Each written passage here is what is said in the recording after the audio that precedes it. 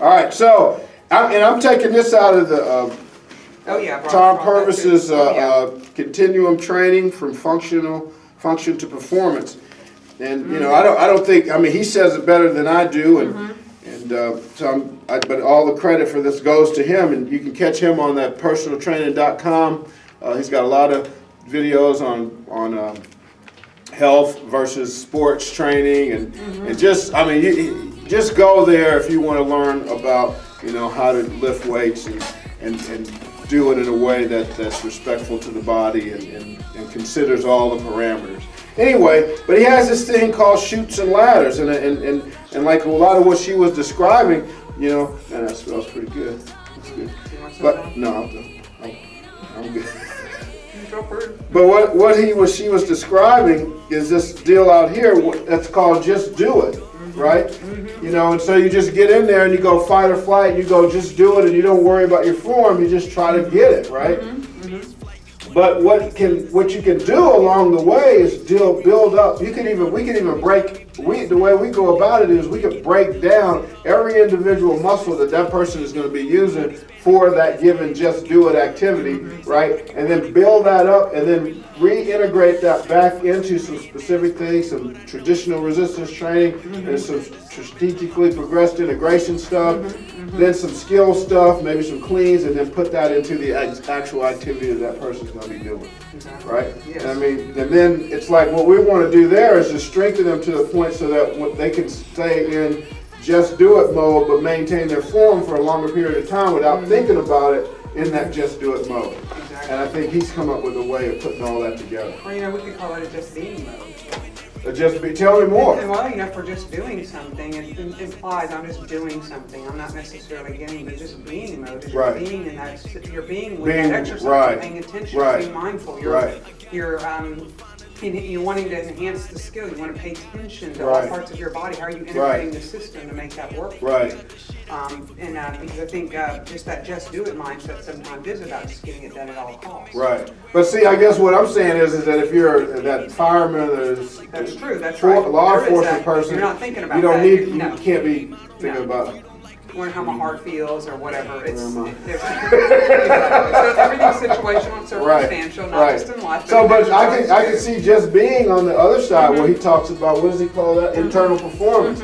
Is about just being and just sensing and knowing and having a sense of your body. And I think some of that can carry over to just do it. But once you get real fatigued, then it's just like, just do it because I got to do it. Yeah. You know.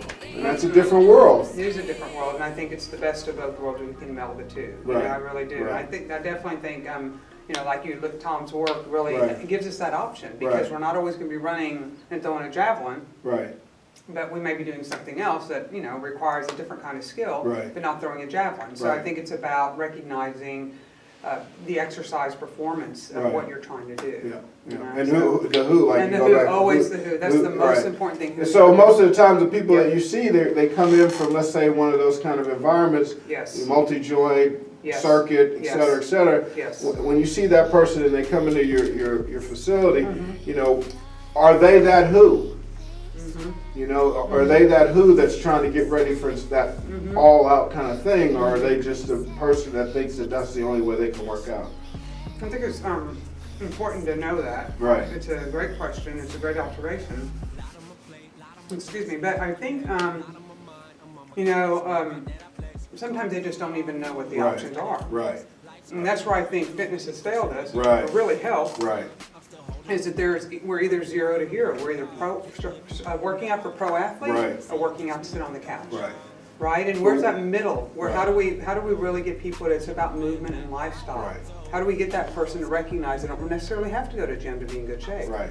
Right. I mean, it's just getting them moving again, doing their daily activities. And you don't always necessarily the guy that always looks, you know, the biggest and the strongest and all that kind of stuff. Like for example, when I benched 462, there was probably nothing about the way I worked out that you would probably want to do in your life. All right, because all it ended up for me was having a lot of shoulder pain. I couldn't sleep on my sides. All kind of stuff was going on. I was lifting a lot of weight, but my joints were paying big prices for it. You know, and the question is it worth all that? Yeah. You know? And only that individual can answer Right. that question, but I Right. think the more informed we can get people, they get their toolbox. Right, then they get choice. They get choices. That's what I want to give back to people when it comes to fitness is choice. Absolutely. Choice.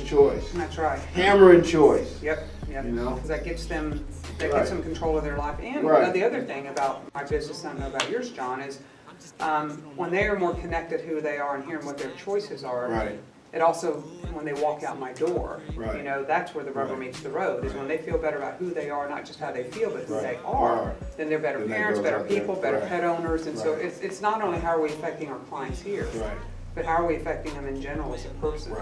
So it's just, to me, that's what mind and body is, melding Right. the two. Right. There's a lot going around in those terms, Right. but what does that really mean? Yeah, I'll tell you, like there's that guy, Dr. Dan Siegel, who talks Yes. in that Mind Sight, and he talks about like a lot of the things. Like for example, I'll give you an example. The insula, right? It's a part of the brain, right? And that thing, right? It senses like emotional pain as well as physical pain. That's right. You see that? So both. So I mean, it's all that stuff is like running on the same Circuit. neural pathways.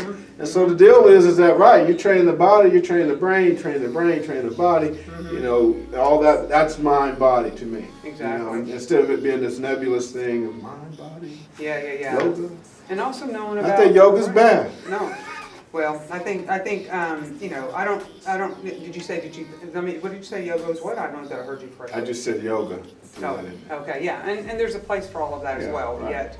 I want to be respectful, all respect. Yeah, absolutely, and I think, you know, I heard a great thing a couple of years ago where it says, yoga without breathing is just calisthenics.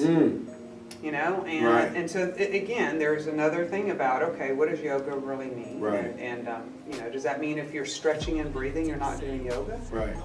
I don't know. You can Right. stretch and breathe. That's still considered yoga to me. I'm breathing and doing yoga, Right. Or calisthenics. So Right. it's very interesting. I think Right. I think the thing in any field, particularly ours, it's how do I set myself apart from others? Maybe that's not the question. How do I make myself a part of others? So we're all growing together because we're all looking for the next kind Right. of silver Right. bullet nugget Right. of. So that like in our I could industry. do something in here that Yeah. then makes me better in yoga. Exactly. That's Right. right. Absolutely. And then I could do some things in yoga that can make me better in here. Exactly. That's right. Right. Yep. And we're kind of integrating and having respect for all of what we do in Absolutely. fitness. Because there is, you know, there's. Everything's got something. Absolutely, and maybe have that be more the focus. Right. That's why I enjoyed studying with you, John, is because I think you have that about you, and so Right. do I. Right. I've had to let go of my own judgments, and, Right. and as I understand my field better, Right. the more I know, the less I know, which is actually the less you know, the better. Right. That means you're open to growth more, Right. at least my experience. Right. And so anyway, it's just been an interesting, Yeah. you know, way to look at things. But back to, you know, what we were talking about with the hip. Hip, all right. It's very interesting, you know, when. And that hip went deep. Yeah, it did. Wow. Yeah, and if my clients are saying I'm not feeling something, Right. then that may be where we have to bring those tools out again. You know, Right. give them kind of an in look, Right. brief in look, because Right. my clients aren't there to, you know, for 3 hours to have a study session per Right. se. We've got to Right. respect their time and Right. what their needs are. Yet you just get that hip out and show them on the floor. You know, I've got my full skeleton. I just show them a bridging exercise on the floor Right. and then activating the muscles. Remember, Right. here's where they are. Right. This is what we're going to do. But here's what we're going to make sure we focus on is really keeping everything in that contractile Right.